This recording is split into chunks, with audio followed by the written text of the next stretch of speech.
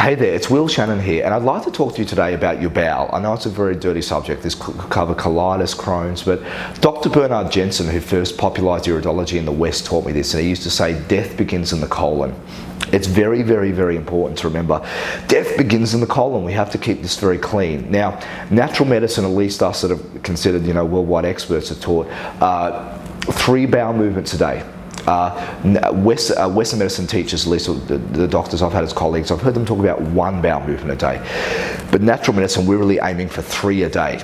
That's morning, lunchtime and evening. So 30 minutes after every major meal. Dr. Schultz, who's an expert, says the consistency should be like peanut butter. I disagree with that. I think it should be a little bit harder. From the people I've seen, and you don't want the colour too light or too dark.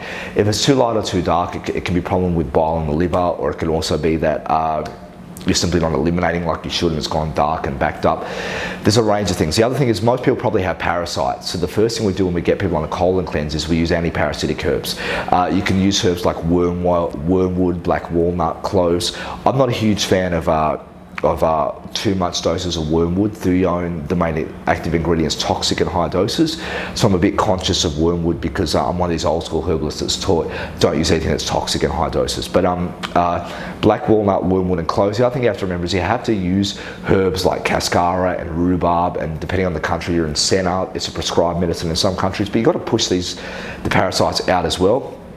And then you want to go back to a vegan or a vegetarian diet or even a juice fast while this comes out of you. Now the other thing is when you juice fast, rest when you need to, but at least keep breathing. You don't want to be one of these skinny, stressed people that's lost a lot of weight but your nervous system's not being fed. And a skilled naturopath should be able to give you herbs for nervous system, reproductive organs.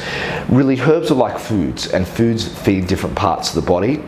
And a good herbalist should be able to give you herbs whatever your inherent weaknesses are, and they can use iridology and a range of things to strengthen this.